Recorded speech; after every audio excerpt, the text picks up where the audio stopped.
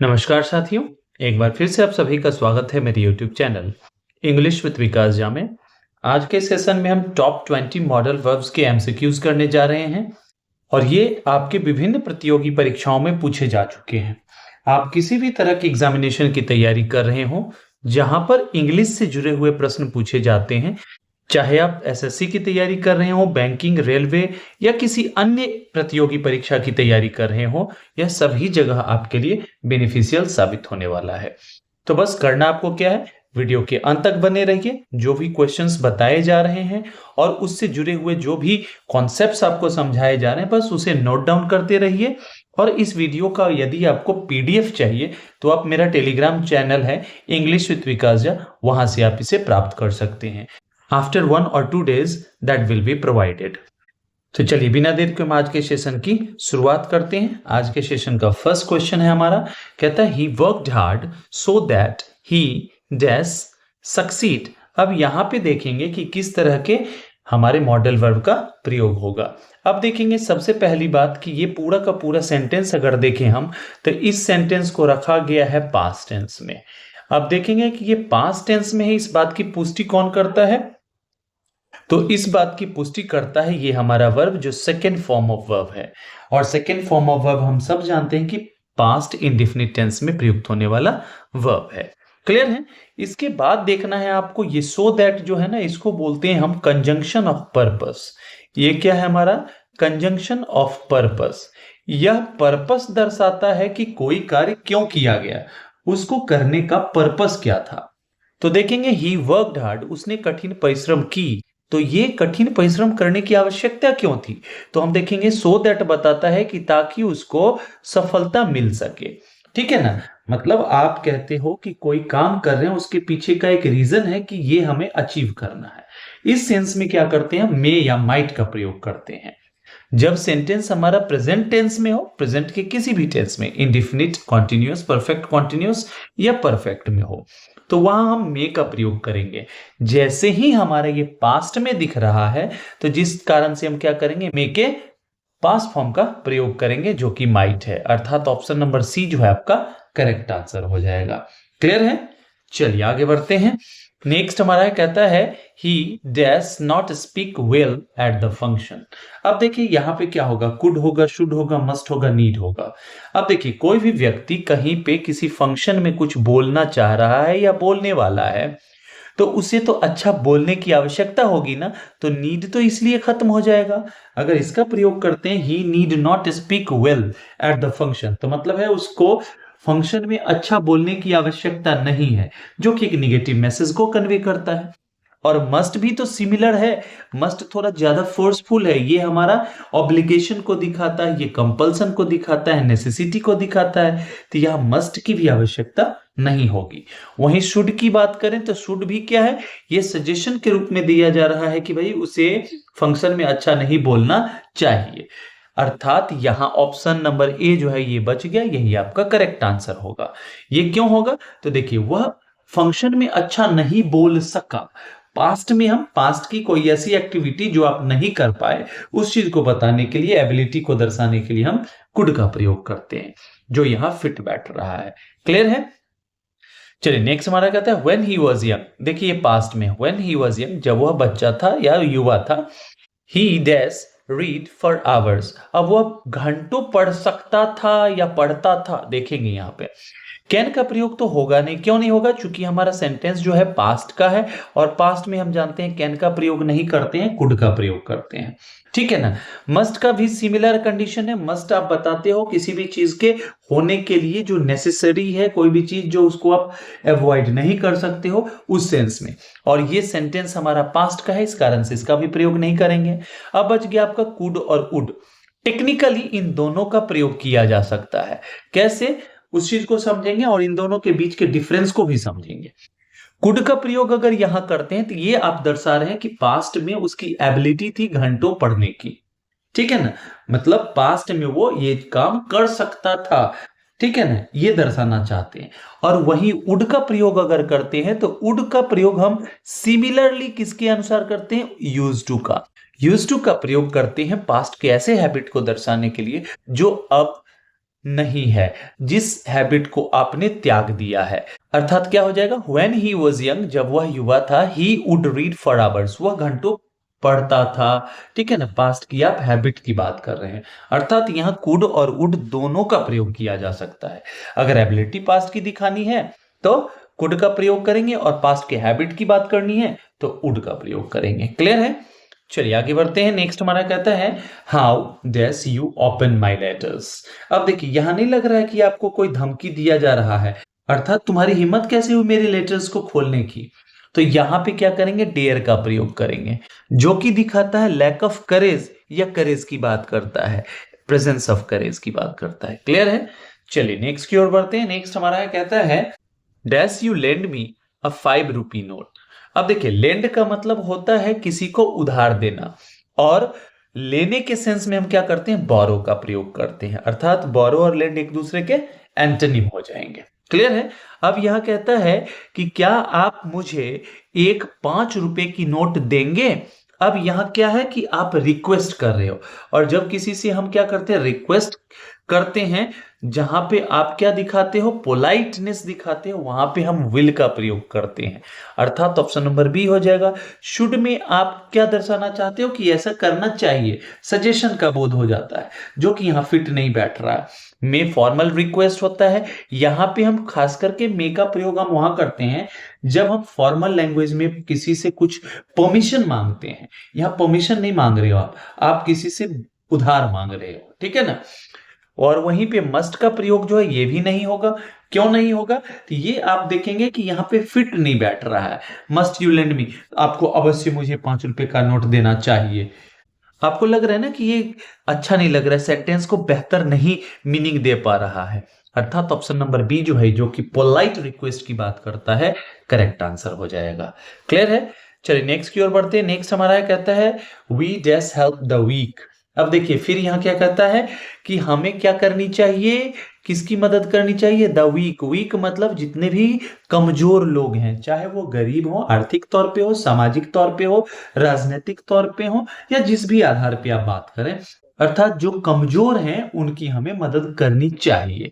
यहां क्या है, शुड तो है नहीं, तो कहेंगे कि कैसे होगा सर, तो यहां पे हम ought to का प्रयोग करेंगे।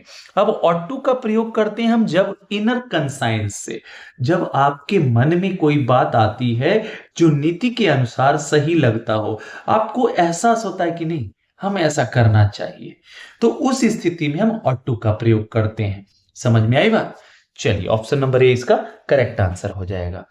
नेक्स्ट की ओर बढ़ते हैं। नेक्स्ट हमारा कहता है work hard लेस्ट you dash fail. इसमें तो कुछ सोचना ही नहीं है। अब देखेंगे ये लेस्ट है ना, और lest is always followed by should, तो हम क्या करेंगे, ऑप्शन नंबर डी का चुनाव कर देंगे। तो क्या हो जाएगा, work hard लेस्ट you should fail. भैया कठिन परिश्रम कीजिए, नहीं तो आप फेल कर जाएंगे, आप विफल हो जाएंगे। क्लियर है? चलिए नेक्स्ट की ओर बढ़ते हैं। कहता है सी डैश नॉट वरी। अब देखिए यहां पे अगर चारों ऑप्शंस को एक एक करके आप इसमें बिठाएं तो आपको लगेगा कि कौन सा सही है। आप कहेंगे शी नीड नॉट वरी, यही आपका करेक्ट आंसर हो जाएगा। नीड जो है ना, आवश्यकता की बात करता है, जहां आपको दिखाना हो कि किसी चीज की आवश्यकता है और किसी चीज की आवश्यकता नहीं है। तो नॉर्मली हम देखेंगे जब इसका प्रयोग हम करते हैं मॉडल वर्ब के रूप में, इस कॉन्सेप्ट को समझिएगा गौर से। जब हम नीड का प्रयोग करते हैं मॉडल वर्ब के रूप में, अर्थात ये हमारा सेमी मॉडल है। क्यों? क्योंकि ये मेन वर्ब के रूप में भी काम करता है। ये हमारा मॉडल वर्ब है, ये ध्यान रखना है आपको। जब इसका मॉडल वर्ब के रूप में प्रयोग करते हैं तो या तो सेंटेंस हमारा निगेटिव होता है या हमारा इंट्रोगेटिव होता है। इसका प्रयोग हम कभी भी एक मॉडल वर्ब के रूप में हम कभी भी अफर्मेटिव सेंटेंस में नहीं करते हैं। क्लियर है? अर्थात देखेंगे यहाँ नॉट है, जिसके कारण से इसका प्रयोग करेंगे। सिमिलर कंडीशन है डेयर के साथ, इसका भी प्रयोग हम निगेटिव या इंट्रोगेटिव में करते हैं। तो डेयर नॉट वरी मतलब आपको चिंता करने की साहस नहीं है, ये थोड़ा अटपटा सा लग रहा होगा आपको। सी कैन नॉट वरी, वह चिंता नहीं कर सकती है, ये तो गलत चीज है ना। हर किसी के मन में चिंता का भाव आता है ना, सिचुएशन के अकॉर्डिंग। अर्थात ये हमारा करेक्ट आंसर हो जाएगा। में पॉसिबिलिटी दर्शाता है, में परमिशन की बात करता है, में आप ब्लेसिंग की बात करते हो, यहाँ फिट नहीं बैठ रहा है। अर्थात ऑप्शन नंबर ए जो है इसका करेक्ट आंसर हो जाएगा। चलिए आगे बढ़ते हैं। कहता है डैश यू लीव लॉन्ग। अब यहाँ क्या है, यहाँ पे किसी के लिए बेस्ट विशेस दी जा रही हैं। आप विश कर रहे हो, किसी के लिए कामना कर रहे हो कि वह खूब जिए, शतायु भव, बोलते हैं ना, चिरायु भव, आयुष्मान भव, ठीक है ना, जुग जुग जियो, ऐसे हम आशीर्वाद देते हैं। तो ब्लेस करते हैं, ब्लेसिंग देते हैं, विश करते हैं किसी के लिए। तो इस सेंस में हम क्या करते हैं, मे का प्रयोग करते हैं। और यह किस तरह का सेंटेंस होता है, तो ऑप्टेटिव सेंटेंस होता है। और ऑप्टेटिव सेंटेंस हम किस चीज से शुरू करते हैं, वो शुरू होता है आपका मे से, अर्थात ऑप्शन नंबर सी जो है इसका करेक्ट आंसर हो जाएगा। क्लियर है। चलिए आगे की ओर बढ़ते हैं। कहता है इन माई चाइल्डहुड, मतलब मैं अपने चाइल्डहुड की बात कर रहा हूं, मैं जब बच्चा था। सेंटेंस के according I dash run for hours. अब यहां बात की जा रही है जब मैं जवान था, बच्चा था, तो मैं घंटों दौड़ सकता था। It is the stage of childhood, means we are talking about the past time. और जैसे ही पास्ट में आ गया तो पास्ट की एबिलिटी हमारा कौन बताता है, कुड बताता है, अर्थात ऑप्शन नंबर बी जो है आपका करेक्ट आंसर हो जाएगा। कैन हमारा प्रेजेंट की एबिलिटी को बताता है, ठीक है ना, और वहीं विल बात करता है फ्यूचर की बात। और इन माई चाइल्डहुड ये सीधा सीधा बता रहा है कि we are talking about past time, ठीक है ना। चलिए नेक्स्ट की ओर बढ़ते हैं। कहता है he dash obey his parents. Obey करना का मतलब होता है अक्षरशः पालन करना, जो भी आपसे कहा जाए आप उसका पालन करते हैं। तो उसे क्या करना चाहिए, अपने माता पिता का की बातों का पालन करना चाहिए। अब बताइए, करना चाहिए, अक्षरशः करना चाहिए, इट मींस क्या है, कंपल्सन है, कंपल्सरीली उसको क्या करना चाहिए, उनकी बातों का मान रखना चाहिए। और कंपल्सन के सेंस में हम किसका प्रयोग करते हैं, मोरल ड्यूटी के सेंस में किसका प्रयोग करते हैं, हम मस्ट का प्रयोग करते हैं, अर्थात ऑप्शन नंबर डी जो है इसका करेक्ट आंसर हो जाएगा। क्लियर है। चलिए आगे की ओर बढ़ते हैं। नेक्स्ट हमारा कहता है डैश कम इन सर। यहां किसी से आप पूछ रहे हो कि may I come in sir, can I come in sir, या could I come in sir. यहां पर जो सर शब्द है ना, ये सीधे तौर पे आपको बता रहा है कि you are going to raise a formal request. आप क्या कर रहे हो, यहाँ पे फॉर्मल रिक्वेस्ट कर रहे हो। और हम फॉर्मल रिक्वेस्ट के लिए क्या करते हैं, मे का प्रयोग करते हैं, अर्थात ऑप्शन नंबर सी जो है इसका करेक्ट आंसर हो जाएगा। और वहीं हम कैन की बात करें तो कैन हमारा है ना फ्रेंडली रिक्वेस्ट की बात करता है। अगर किसी से आप रिक्वेस्ट कर रहे हो और वो आपके समकक्ष है, आपका दोस्त है, तो वहां पे कैन का प्रयोग कर सकते हैं। जैसे आप किसी अपने दोस्त से बोलते हो कि can I use your phone, क्या मैं तुम्हारे फोन को यूज कर सकता हूं, तो वहां पे आप कैन का प्रयोग करेंगे। लेकिन जब आप किसी से जो सीनियर है आपसे पोस्ट में, उम्र में, जब उनसे किसी भी चीज को लेने की बात करते हैं, मांगने की बात करते हैं, तो हम फॉर्मल रिक्वेस्ट के लिए मे का प्रयोग करते हैं। क्लियर है। आई होप कि आपको सेशन मजेदार लग रहा होगा, बहुत सारे क्लियर हो रहे होंगे आपके डाउट्स। अगर ऐसा है तो लाइक शेयर सब्सक्राइब करिए और बने रहिए हमारे यूट्यूब चैनल पे, ताकि आपको मैक्सिमम बेनिफिट मिल सके। चलिए नेक्स्ट की ओर चलते हैं। कहता है he said dash you leave long. हमने पीछे किया था ना जो क्वेश्चन, वही क्वेश्चन, बट इन दोनों में डिफरेंस क्या है, इसको हमने देखा कि डायरेक्ट नरेशन के फॉर्म में इसे रख दिया है। तो डरने की कोई बात नहीं, यहाँ पे क्या करेंगे, हम मे का प्रयोग कर देंगे, क्योंकि यहाँ पे आप फिर क्या कर रहे हो, ब्लेस कर रहे हो किसी को, मतलब ब्लेसिंग दे रहे हो। ब्लेसिंग हो गया, विश हो गया, कर्स हो गया, इन चीजों के लिए क्या करते हैं हम, ऑप्टेटिव सेंटेंस का निर्माण करते हैं मे के माध्यम से, अर्थात ऑप्शन नंबर सी जो है इसका करेक्ट आंसर हो जाएगा। क्लियर है। चलिए नेक्स्ट की ओर बढ़ते हैं। कहता है he dash be 50 next month. अब बात की जा रही है नेक्स्ट मंथ की, जो कि आपका एक क्या है, कीवर्ड है, और ये दर्शाता है कि फ्यूचर में कोई चीज होने वाला है। किस समय होने वाला है, फ्यूचर में होने वाला है, अर्थात हम बात करेंगे फ्यूचर को शो करने वाले या फ्यूचर के बारे में बताने वाले मॉडल वर्ब का। ही के साथ हम सेल का इन जनरल यूज नहीं करते हैं, जब तक कि आपको डिटर्मिनेशन नहीं दिखाना है, प्रॉमिस की बात नहीं करनी है, थ्रेटनिंग या वार्निंग की बात नहीं करनी है। यहाँ पे थ्रेटनिंग, वार्निंग या डिटर्मिनेशन की बात नहीं की जा रही है, अर्थात ऑप्शन नंबर बी इसके लिए परफेक्ट हो जाएगा, जो बता रहा है कि अगले महीने वो 50 के हो जाएंगे। क्लियर है। और टू यहाँ पे कोई आप ये नहीं दर्शा रहे हो कि आपकी कोई मॉरल ऑब्लिगेशन है, मॉरल ड्यूटी है, ठीक है, अर्थात ऑप्शन नंबर बी जो है इसके लिए करेक्ट आंसर हो जाएगा। चलिए नेक्स्ट की ओर बढ़ते हैं। कहता है dash you lift this load. अब यहां लोड को क्या करने की बात की जा रही है, उठाने की बात की जा रही है। जैसे ही आप किसी चीज को उठा रहे हो या उसके बारे में बात कर रहे हो कि क्या तुम इसे उठा सकते हो, means you are talking about capacity, you are talking about ability. और एबिलिटी कैपेसिटी के लिए किसका प्रयोग करते हैं, कैन या कुड का। कैन हम प्रेजेंट के लिए और कुड पास्ट के लिए, अर्थात ऑप्शन नंबर ए जो है आपका करेक्ट आंसर हो जाएगा। क्लियर है? और वहीं पर जब संभावना दर्शाना हो लेस पॉसिबिलिटी के, तब हम माइट का प्रयोग करते हैं। मे का जब हम थोड़ा सा ज्यादा संभावना है किसी चीज के होने की, तब करते हैं। क्लियर है ना?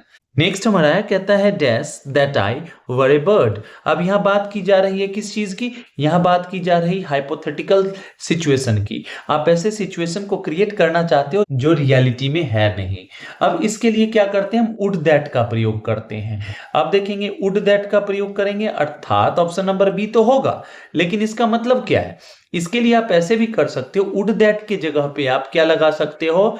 इसके जगह पे आप इफ का भी प्रयोग कर सकते हो। If I were a bird, काश मैं पक्षी होता। तो पक्षी होने का क्या क्या फायदा मिलता, उस चीज की आप बात कर रहे हो। समझ में आई बात? आप आकाश में विचरण करते, आप स्वतंत्रता के साथ यहां से वहां आकाश में घूमते, मंडराते, या फिर यूं आप दर्शाते कि मैं स्वतंत्र होता कुछ भी आकाश से नीचे की ओर देखने के लिए। क्लियर है? चलिए नेक्स्ट की ओर बढ़ते हैं। नेक्स्ट हमारा कहता है dash you like a cup of coffee. अब यहां पे किसी से आप क्या पूछ रहे हो? चॉइस पूछ रहे हो, और चॉइस के लिए हम क्या करते हैं? वुड का प्रयोग करते हैं। जब किसी को उसके अनुसार करने के लिए कुछ पूछा जाए, ठीक है ना, या किसी के लिए आप रिक्वेस्ट कर रहे हो कि आप क्या पसंद करेंगे, इस चीज के लिए हम वुड का प्रयोग करते हैं। जैसे now I would like to invite him, now I would like to call him. तो ये इस सेंस में हम क्या करते हैं? वुड का प्रयोग करते हैं, अर्थात ऑप्शन नंबर बी जो है आपका करेक्ट आंसर हो जाएगा। चलिए नेक्स्ट हमारा कहता है we eat that we dash live. हम खाते हैं ताकि हम जीवित रह सकें। अब देखिए हमारे पास कुछ कंजंक्शंस हैं, जैसे हमने बात की थी सो दैट का, ये हमारा कंजंक्शन ऑफ पर्पस है। सिमिलरली दैट का भी प्रयोग करते हैं कंजंक्शन ऑफ पर्पस के रूप में, यह दर्शाने के लिए कि कोई चीज इसलिए किया जाता है ताकि ये रिजल्ट मिल सके। तो हम इसलिए खाते हैं ताकि हम जिंदा रह सके। तो इस सेंस में हम मे का प्रयोग करते हैं अगर सेंटेंस हमारा फॉर्मुलेट किया गया हो प्रेजेंट टेंस में। और इस बात की पुष्टि कौन करता है? ये हमारा वर्ब का पहला फॉर्म ईट जो है हमारा वर्ब का फर्स्ट फॉर्म है, और वर्ब का फर्स्ट और फिफ्थ फॉर्म जो है प्रेजेंट इंडेफिनिट टेंस का होता है। क्लियर है? अर्थात हमारा ऑप्शन नंबर बी जो है करेक्ट आंसर हो जाएगा। क्लियर है? जो भी कॉन्सेप्ट्स आपको नए नजर आ रहे हैं उनको आप नोट जरूर करते चलिए, ताकि जब कभी भी आप उसका रिवीजन करें तो एक जगह मिल सके। ठीक है ना? और बेटर होगा यदि आप उसको सेग्रीगेट करके लिख रहे हैं। जैसे मॉडल वर्ब है तो मॉडल वर्ब के 10-15 पेजेस आपने बना रखे हैं, टेंस के बना रखे हैं, इस तरह से। क्लियर है? चलिए नेक्स्ट हमारा कहता है इट इज 10 PM, मतलब रात के 10 बज चुके हैं। ही डैश बी स्लीपिंग। अगर हम बात करें उसे एक बहुत ही रूटीन वाला व्यक्ति के तौर पे, तो देखेंगे कि 10 बजे तो वो सो गया होगा। और कब? जब आप स्ट्रॉन्ग पॉसिबिलिटी की बात करते हैं, जब आप कंफर्म होते हैं, किसी के रूटीन से आप रूबरू होते हैं, आपको पता है कि यही हुआ होगा या यही होगा, उस सेंस में हम क्या करते हैं? सर्टेनिटी को दिखाने के लिए मस्ट का प्रयोग करते हैं। It is 10 PM, he must be sleeping. अभी रात के 10 बजे हैं और वो सो गया होगा, मतलब एकदम सोया हुआ होगा। 100% जब आप कंफर्म है, उस सेंस में क्या करते हैं? हम मस्ट का प्रयोग करते हैं। जैसे मैं अपनी रूटीन की बात करूं, आप 10 बजे अगर मेरी बात करोगे तो मैं सो जाता हूं, भले मैं 5 बजे डेली उठ जाता हूं। तो ये मेरा एक फिक्स टाइमिंग है। तो इस सेंस में अगर कोई मेरे बारे में एक स्टेटमेंट दे तो वो क्या कहेगा? अरे 10 बजे सो गया होगा।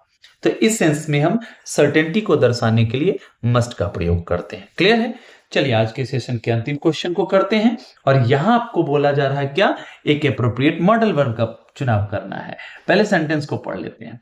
ऑल टैक्सेस, जितने भी कर हैं उन सभी करों की बात की जा रही है।